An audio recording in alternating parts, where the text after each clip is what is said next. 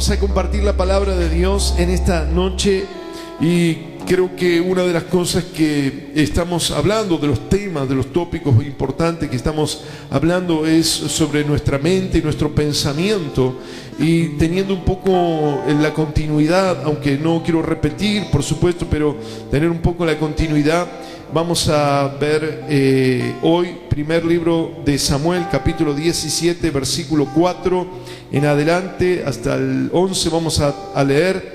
Dice ahí, primer libro de Samuel, capítulo 17, 4: en el ejército filisteo había un hombre llamado Goliat, que era de Gat y medía casi 3 metros de altura. Conocemos bien esta historia, pero vamos a repasar. Llevaba puesto un casco, también una armadura de bronce que pesaba 57 kilos. Sus piernas estaban protegidas con placas de bronce y en los hombros llevaba una jabalina. La base de su lanza era enorme y su punta era de hierro y pesaba como 7 kilos solo la punta de la jabalina. Delante de él iba su ayudante. Goliat se paró frente al ejército israelita y gritó desafiante: yo soy filisteo y ustedes están al servicio de Saúl. No hace falta que todos ustedes salgan a pelear. Elijan a uno como ustedes y mándenlo a pelear conmigo. Si es buen guerrero y me mata, nosotros seremos esclavos de ustedes, pero si yo lo mato, ustedes serán nuestros esclavos. Yo desafío a todo el ejército israelita. Elijan a uno de sus hombres para que luche conmigo. Cuando Saúl y los israelitas oyeron lo que decía el filisteo, se desanimaron y les dio mucho miedo, pero el filisteo siguió provocando a los israelitas mañana, tarde y durante 40 días. Vamos al 20 y dice: y cuando amaneció, David se levantó, dejó las ovejas al cuidado de unos pastores y después se fue al campamento y del ejército israelitas, que estaba formado y lanzando gritos de batalla. Y los israelitas y los filisteos se pusieron frente a frente. 22. David dejó la comida con uno de los guardias y se fue corriendo a saludar a sus hermanos. Mientras hablaba con ellos, escuchó a Goliat, que salió entre los filisteos y empezó a gritar y a desafiar a los israelitas. Cuando estos vieron a Goliat, les dio mucho miedo y huyeron. Pero David le preguntó a los que estaban allí: ¿quién se cree este extranjero que se atreve a desafiar a los ejércitos de Dios? ¿Qué le darán al que lo mate y vuelva la honra a Israel? Y le contestaron a David: quien mate a ese atrevido se casará con la hija de Saúl, tendrá muchas riquezas y su familia no volverá a pagar impuestos. Cuando Eliab, que era hermano, escuchó la conversación de David con los soldados, se enojó y le preguntó a David: ¿a qué viniste? ¿Con quién dejaste tus pocas ovejas? Yo sé bien que eres un mentiroso y malvado, solo viniste a ver la batalla. Pero David le respondió: ¿y ahora qué hice? ¿Que ya no puedo ni hablar? David se alejó de su hermano, pero fue y le preguntó a otro soldado en cuanto a la recompensa que ofrecía el rey. Y el soldado le repitió lo que le habían dicho. Algunos soldados oyeron a David, que andaba preguntando, y fueron a decírselo a Saúl. Entonces el rey hizo llamar a David, y David le dijo: no se preocupe, su majestad, yo mataré a ese filisteo. Hasta acá decimos amén. ¿Cuántos dicen amén? Bueno, vamos a meternos en la palabra, pero me quedó resonando aquí cuando dice que David se alejó de su hermano. No se alejó de su hermano porque era su hermano, se alejó porque era una persona negativa que lo estaba digamos, molestando, que lo estaba menoscabando, que lo estaba insultando. Y esto es importante. Siempre decimos lo mismo: nunca tenemos que permitir que esté cerca de nosotros quien dañe nuestro corazón. Hay que protegernos y alejarnos de la gente que hace mal. ¿Cuántos dicen amén? Y lo otro también que está muy interesante acá es que cómo termina este texto que leímos en el 32. Él le dice: yo intentaré matar al filisteo. No dice así, dice: yo mataré a ese filisteo. Amén. Era una persona decidida, total y absolutamente confiada que iba a lograr su victoria. Amén. Pero para continuar con el tema que venimos más o menos hablando, quiero hablar hoy del enemigo más grande que Goliat. Hay un enemigo más grande que Goliat y que nosotros tenemos que descubrir en esta noche y en este texto que estaba acá, porque uno dice: ¿quién era el más grande? ¿Quién era el más fuerte, el más gigante? ¿Quién era Goliat? No, había un enemigo mayor que todos esto, y lo vamos a descubrir en la palabra de Dios. Muchas veces en nuestra vida, en nuestro andar diario, terminamos derrotados, disminuidos o con problemas, porque aceptamos algunas mentiras, algunas falsedades como verdad. Es decir, hay cosas que son mentiras, pero nosotros las tomamos como ciertas, como verídicas, como verdaderas, y así nos va, porque creemos palabras mentirosas, palabras que no son correctas según la palabra de Dios, según las promesas de Dios. Y aquí vemos que el gran enemigo, escucha, el gran enemigo, el gran gigante en este texto y en la realidad de muchas enseñanzas de la Biblia y en la práctica de la iglesia del Señor, el gran enemigo es ese mal pensamiento establecido en la mente.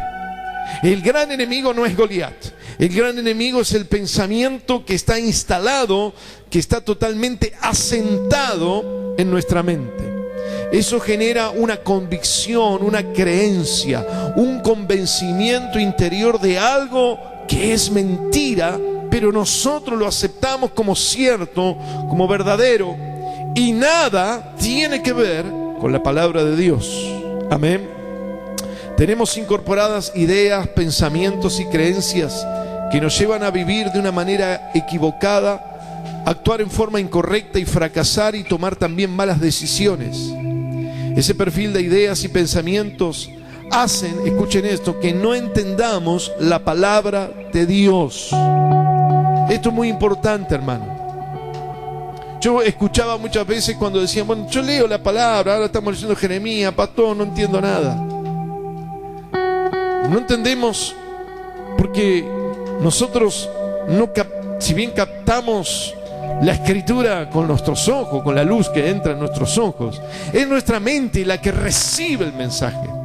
Pero si nuestra mente tiene un molde de creencias equivocadas, de pensamientos erróneos, de ideas falsas o ideas que no son falsas, sino que pertenecen al mundo terrenal, y no estamos acomodados en nuestro pensamiento con un molde terrenal, cuando nosotros queremos meter la palabra de Dios, incorporarla en nosotros, nuestra mente no puede entrar a nuestro espíritu pura la palabra, porque se distorsiona con un pensamiento equivocado, con una creencia falsa. ¿Cuántos dicen amén?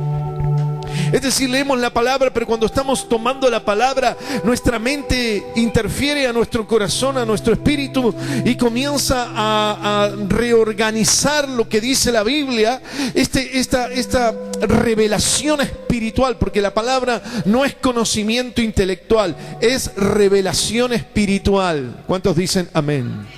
Si usted quiere leer intelectualmente, vaya a los manuales, busque cualquier cosa, cualquier enciclopedia, lo que sea, póngase a estudiar filosofía, lógica, matemática, lo que quiera.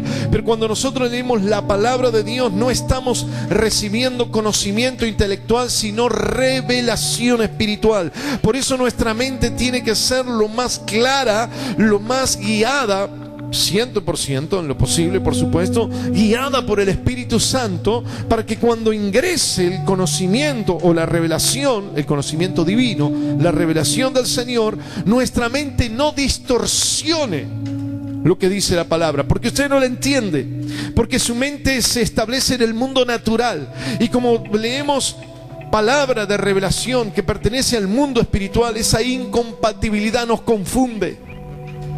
No entendemos. ¿Por qué? Porque el lente está equivocado. Amén. Amén o no. Está equivocado el lente. Es un lente terrenal. Entonces no hay posibilidad de incorporar la palabra pura, libre, poderosa, no sé cómo decirla, santa de Dios, porque pasan por un conjunto de ideas, pensamientos y creencias equivocadas, incorrectas, o a veces, para decirlo mejor, verdaderas pero terrenalmente limitadas. Pertenecen a la lógica del pensamiento humano y no a la revelación divina. Y este perfil de ideas y pensamientos hace que no entendamos la palabra de Dios. No la entendemos.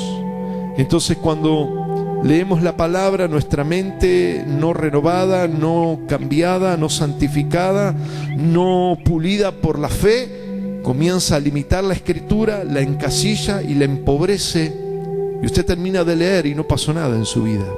No hay poder, no hay expectativas. Yo veo personas que dicen que leen la Biblia, que escuchan, que tienen lectura de la Biblia, que tienen vida devocional, porque tenemos las más lindas palabras, vida devocional. Yo nunca todavía no sé qué quiere decir vida devocional, debe ser de devoción, pero bueno.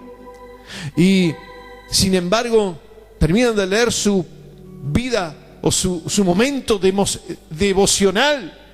Y cuando terminan su momento devocional, están hablando de limitación, están hablando de enfermedad, están hablando de pobreza, están hablando del no puedo. Entonces, ¿qué quiere decir? Que la palabra, cuando pasó por la mente, ahí se bloqueó y su corazón sigue igual. Y sigue hablando lo mismo. Por eso es importante que nosotros hoy sepamos que el mayor enemigo no es Goliat, es el pensamiento en una mente limitada. ¿Cuántos dicen amén? Muchas veces leemos la Biblia no solamente con pensamientos e ideas que pertenecen a la vida cotidiana, a la filosofía de este mundo, a lo natural, sino a veces pertenece a la misma teología.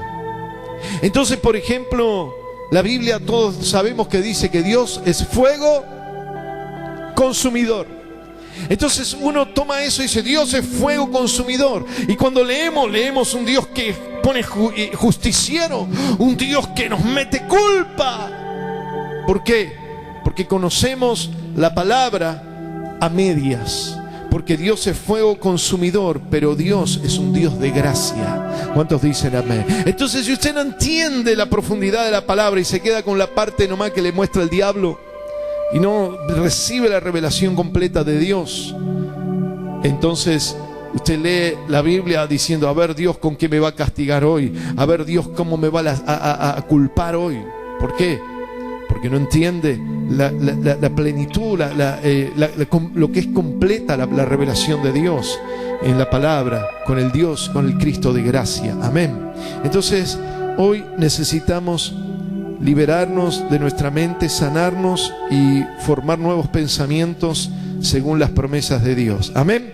Pero hay mitos, hay falsedades que nosotros aceptamos y que hoy quiero desmitificar, que hoy quiero que saquemos esa falsedad, ese mito que está muy metido. El primero, tome nota con mucha atención. El primero es que la realidad es real. Eso es un mito. La realidad no es real. No necesariamente.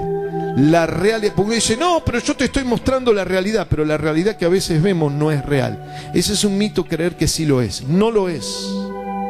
Vamos a verlo, porque esta es una de las primeras y grandes mentiras que tenemos que sacar de nuestra cabeza.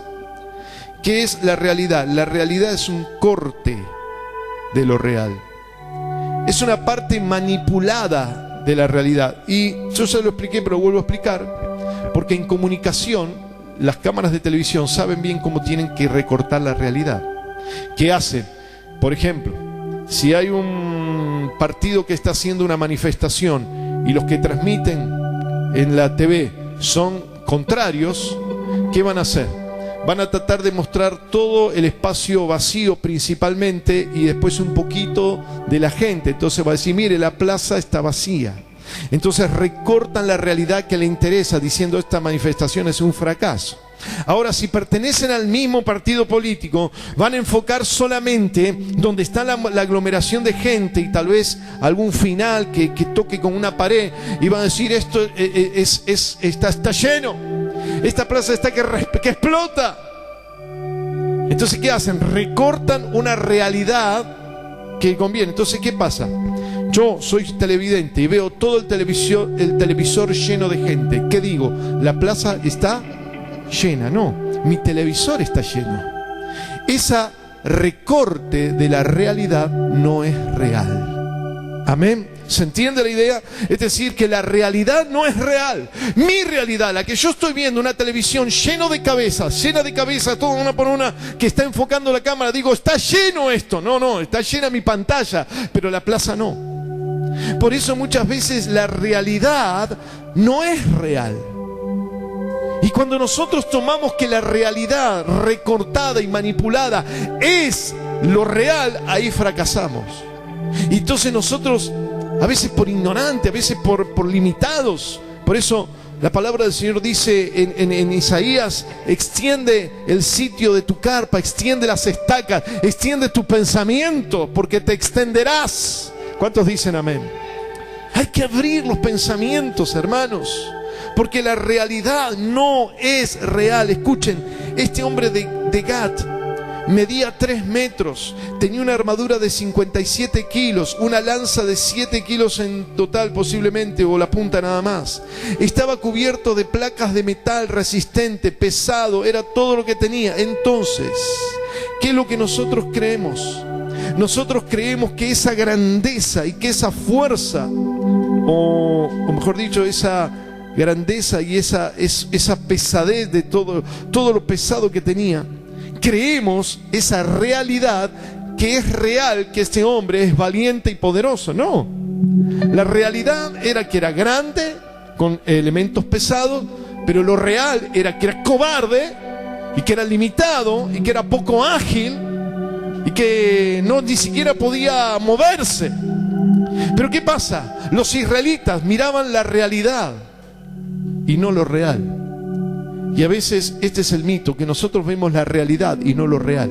Y lo real, usted mira la realidad. La realidad es el recorte. ¿Cuál es el recorte? El recorte es esa, no sé cómo decirlo, cuando le traen esa radiografía y se ve ahí el tumor. Esa es la realidad, es un recorte. Pero lo real es que Dios es más grande que todo tumor, que toda fuerza, que toda obra satánica. ¿Cuántos dicen amén? Entonces, mientras que usted crea que la realidad, lo real, está frito. Aquí estaba frito el pueblo de Dios, porque creía que la realidad era lo real, que era la grandeza, lo impresionante. Hay aspectos exteriores, hermanos, que nos impresionan, nos asustan. Creemos que se ve, como dijimos recién, fuerte, imponente, poderoso, como para destruirnos. Hermanos queridos, muchas veces nosotros vemos una realidad. Decimos, ¿cómo voy a poder comparar esto que vale miles y miles y millones de pesos? Y no sabemos que en el mundo hay millones de dólares por cabeza. Uno tiene que encontrarse la suya, uno tiene que saber cómo encontrarse la suya. Pero si uno mira lo que no tiene y necesita, y no ve lo que hay disponible, uno está teniendo una distorsión de lo real, porque está viendo la realidad. Escuche, cuando Dios le habla a Samuel, se lo dijo claramente: Dios no mira lo que se ve. Todo Israel, incluido Saúl, ¿a quién veían? A Goliat. Lo que se ve, ¿qué se veía? Un gigantón. ¿Qué se veían? 3 metros. ¿Qué se veían? Armas de mucho quilaje. Eso era lo que se veía. Pero Dios estaba mirando más allá siempre. Hermano, la persona de fe no mira la realidad, sino lo real. Y lo real dice, no, hay que... ¿Vieron esa gente que dice hay que ser realista? Esa gente que es realista es más ignorante que no sé qué. Porque si vamos a ser realistas, mi realidad es que todo lo puedo en Cristo que me fortalece. Mi realidad, hay un Dios que es sobrenatural. ¿Cuántos dicen amén? Mi realidad es que hay un Dios que es todopoderoso. Amén. Así que el que quiere ver la realidad, pues supuesto que la vea, pero no la realidad real, recortada y manipulada, como muchas veces la gente se dedica a ver. Goliat mostraba grandeza, poderío, fortaleza, pero era pesado, no era ágil, no era astuto, no era inteligente, y en definitiva fue derrotado. Amén. Israel decía, es tan grande que no podemos vencerlo. David decía, es tan grande que con mi piedra no le voy a poder errar. Entonces la visión de las cuestiones determinaba cómo iban a vivir. David determinó por su visión que él iba a vivir sin impuestos, con prosperidad y en la casa del rey con la hija del rey. Amén. Porque él veía con la fe, él veía con la realidad, o mejor dicho, lo real de Dios en su vida. Pero Israel veía el recorte, veía solamente ese gigante, y no se veían que eran más, y no se veían que Dios estaba con ellos, no veían lo que tenían que ver. ¿Saben, hermanos, cuántas veces nosotros vemos la realidad, que el Satanás te manipula y no ves lo real? y ves lo que Satanás hace y no ves lo que el Espíritu Santo dice y declara, ¿cuántos dicen amén? Eso es un mito que tenemos que arrancar de nuestras vidas. Eso es un mito que tenemos que sacar. Lo que te hace grande no es la cantidad de dinero, las propiedades, los amigos, los seguidores de Facebook y todo eso. Lo que nos hace grande es la fe y un pensamiento grande. ¿Amén? ¿Cuántos dicen amén? Segunda cosa, la primera ya dijimos, quita ese mito. La realidad creemos que es real y eso es un mito, falso. Lo segundo, que los cristianos somos de paz y no de guerra. Bueno, ya parece que esto hablamos muchas veces, pero lo voy a seguir declarando porque uno dice, no, Dios es un Dios de paz. Y yo estaba mirando cuando dice el Señor eso, y hay pocas veces que dice, que habla de la paz interior, de la paz en el corazón. La guerra es un combate armado entre fuerzas opuestas. Es decir, el cristianismo intrínsecamente, por definición, está dicho que existe una guerra espiritual, porque hay dos fuerzas antagónicas opuestas, declaradas, claras, que es la fuerza del reino de Jesucristo y el reino de las tinieblas. Amén. Son dos fuerzas opuestas, no tenía nada que ver una con la otra, y dice que este combate es armado, y la Biblia nos habla de esto, que nuestras armas, hermanos, ¿cuáles son? Espirituales, para la destrucción de fortalezas. Alguien diga amén. Entonces nosotros tenemos que entender, hermanos, claramente, que nosotros estamos en una guerra espiritual, que esto es una realidad. El versículo 8 marca la mentira más grande, la mentira más diabólica que se ha metido en muchísimos cristianos y que la han abrazado y no la quieren soltar. Yo me pregunto por qué, pero ahí está. No hace falta que todos salgan a la guerra. Esa es la mentira que dice Goliat y que dice Satanás y que se ha metido en la cabeza de la gente y de los cristianos.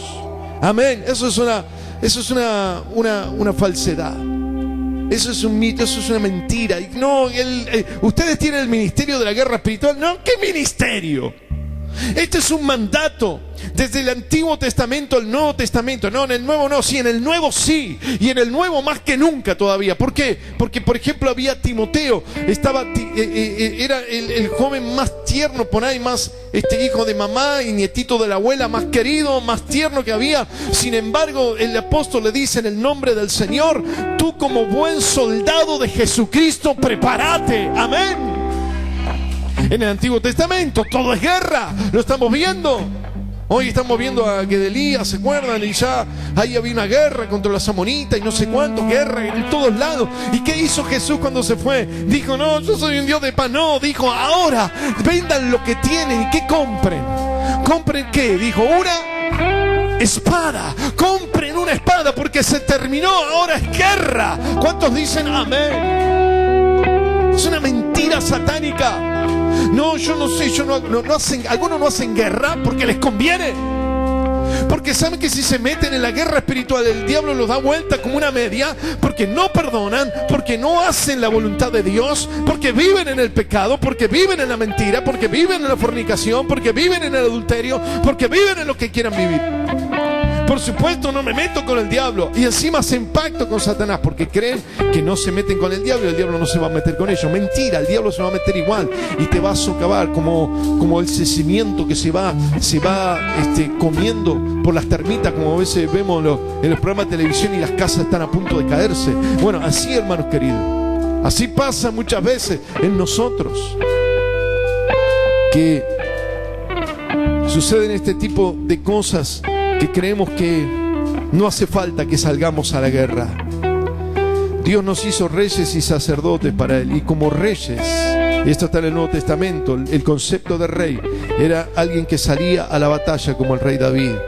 Los que disfrutaban de los manjares, de los lujos, de la abundancia, eran los que salían a la guerra. Sin batallas no hay botín. Escucha, hermano, sin batalla no hay botín.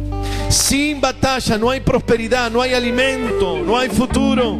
Sin sin batalla no hay provisiones. Las provisiones eran cuando batallaban. Era la forma de establecerse en guerras, y más provisiones, más impuestos a cobrar, no a pagar, a cobrar, más territorio, más animales. Sin guerra espiritual no hay botín. Hermano, yo me di cuenta que cuando uno ingresó en la guerra espiritual comenzó la prosperidad. Comenzó la prosperidad. ¿A través de qué? De la guerra espiritual. No quiere decir que está terminado el asunto. Estamos en guerra. ¿Qué dice aquí? ¿Cuándo salía Goliat?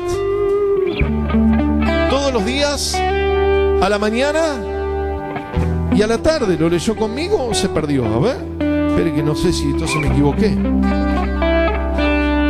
Dice acá, se paraba el filisteo y salía, y yo filisteo, estoy al servicio, yo no hace falta que ustedes, buen guerrero, dice, y cuando los israelitas, bueno, se desanimaron, me parece que más adelante dice, que salía todos los días, a la mañana y a la tarde, desafiando, y así lo hizo. Aquí, en el 11, pero el filisteo siguió provocando a los israelitas mañana y tarde durante 40 días. 40 días.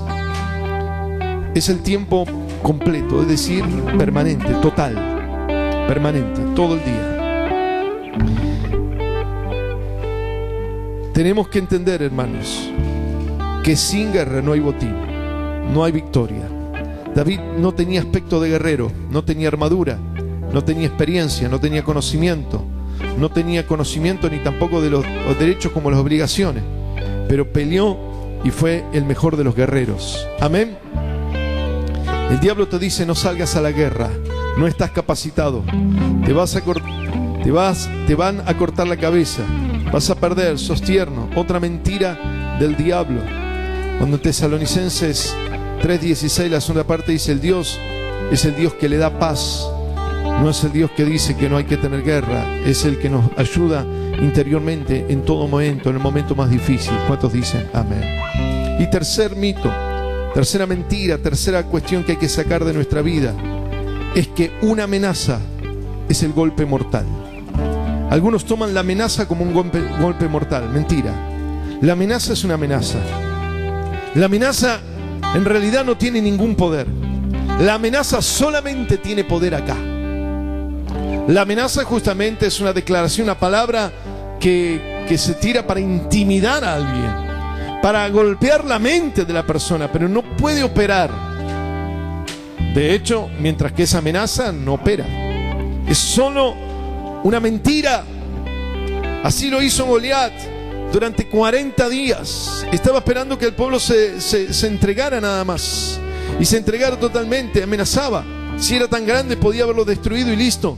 Pero era una amenaza, una forma de intimidación, una forma de desafío, de asustar, de generar desánimo, miedo, angustia, pánico en el pueblo de Dios. Escuchen, hermanos, el diablo intimida, amenaza, te asusta, genera angustia, miedo, desánimo, quiere poner la derrota en tu mente. No habían sido derrotados, no fueron heridos, nadie murió, pero el pueblo vivía en angustia, en desesperación, en humillación, en burla. Estaban, dice, totalmente desanimados, estaban totalmente caídos por una amenaza. Hermanos, la amenaza no es una acción, es una simple intimidación que no hay que aceptar en el nombre de Cristo. ¿Cuántos dicen amén? Hay gente que, yo veo a veces la gente, ¿qué le pasa? No, estoy muy angustiado. ¿Por qué? Porque están diciendo que van a echar gente. Están diciendo, pero están diciendo nada más. Pero las personas ya están metidas en esa realidad. Están creyendo las mentiras del diablo. Hay personas que se están angustiando antes de tiempo, se están intimidando antes de tiempo, están derrotando, están declarando su derrota antes de tiempo, están bajando los brazos antes de tiempo. Hermanos queridos, la amenaza no es algo que te va a vencer, eso es una mentira. La amenaza no es un golpe letal. ¿Cuántos dicen amén? La amenaza es un anuncio, pero no es un hecho concreto. De ninguna manera. Hermanos queridos, el diablo no te venció, no te mató, no te derrotó. Él con mentiras te va desgastando, y si vos le dejás te va a seguir desgastando. ¿Se acuerdan cuando contaban la tortura que hacían algunos para matarlos? y después no le encontraban ni siquiera una marca. Cuando le tapaban los ojos y los ataban y le pasaban algo así fuerte en la mano, en el brazo, le marcaban con algo como que se sienta algo, y no le hacían nada, solamente una marca era, pero ni siquiera lastimaba ni nada, no tenía filo. Y después le tiraban un poquito de agua tibia, simulando sangre. Entonces le empezaban a decir: se está desangrando, y le seguían tirando agua tibia, y la persona sentía que se estaba desangrando y comenzaba a asfixiarse y comenzaba a tener palpitaciones, y decía: ya no puede respirar más porque se está agotando, ha perdido mucha sangre, y la gente se ahogaba y se moría por una manipulación en la mente. Satanás hace eso. Satanás intimida. Satanás te dice mentiras, pero vos te la crees. Por eso hay que cambiar nuestro pensamiento. ¿Cuántos dicen amén? Hay que cambiar nuestra mente. Hermanos, en el nombre del Señor, hoy tenemos que cambiar.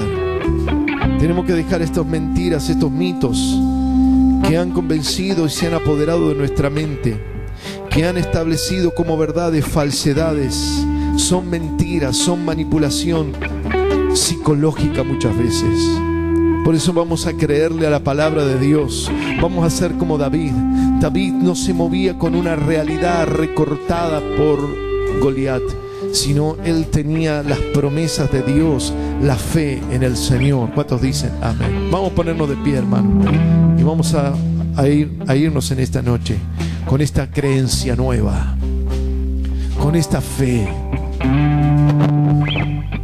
Saque los mitos, saquen esos mitos que están en su mente, esas falsedades. Saque esa creencia que la realidad es lo real. Saque esa creencia que los cristianos no debemos salir a la guerra, y saque la creencia que una amenaza es un golpe mortal. No, saque todo eso de su cabeza. Necesitamos, hermanos, pensar diferente. Si no, no va a cambiar la situación. Hay algo que me llamó la atención, y siempre lo digo, pero como es una ilustración no la quiero dejar de decir nunca. ¿Por dónde perdió Goliat? ¿Dónde cayó? ¿Dónde comenzó su caída? Cuando una piedra se metió acá. Cuando la piedra se le metió acá, comenzó su derrota. Cayó y perdió la cabeza, y los filisteos perdieron. Acá tenés que cuidar, acá. ¿Sí? ¿Cuántos dicen amén? Haga este ejercicio conmigo, ponga su dedo acá, digo: voy a cuidar mi mente, voy a cuidar mis pensamientos, voy a cuidarme acá. Póngase tal vez 3 golpecitos ahí en la cabeza, en la 100. Diga: acá, acá, acá, me voy a cuidar acá, acá, porque acá gano o acá pierdo. Acá, en mis pensamientos, en mi mente. Aquí gano o aquí pierdo. Aquí tengo victoria o aquí soy derrotado. Aquí, en mi mente. Aquí. Señor, en el nombre de Jesucristo de Nazaret, yo te ruego ahora, Padre, que tú derribes ese gigante que está en nuestra cabeza, ese pensamiento de incredulidad, ese pensamiento de fracaso, ese pensamiento de enfermedad, ese pensamiento que me dice que me va a ir mal, ese pensamiento que me dice que es imposible. Aquí lo declaro hoy derrotado, ese pensamiento. Diga: se va de mi cabeza ese pensamiento, se va de mi mente ese pensamiento. Ahora se va. Fuera ese gigante de mi mente, fuera ese pensamiento monstruoso, se va de mi mente ahora, en el nombre de Jesús. Gracias, Señor. Gracias, Señor. Y ayúdame a pensar como Cristo. Ayúdame a pensar como el rey David. A pensar que Él solamente iba a tener un futuro de gloria. Él solamente sabía una cosa: solamente declaró una sola cosa: yo voy a matar ese gigante. Decir, yo voy a matar al gigante que está en mi cabeza. Yo lo mato en esta noche, en el nombre de Jesús. Amén y amén. Vamos, alabamos al Señor. Que Dios lo bendiga. Hay victoria en el nombre de Jesús. Vamos.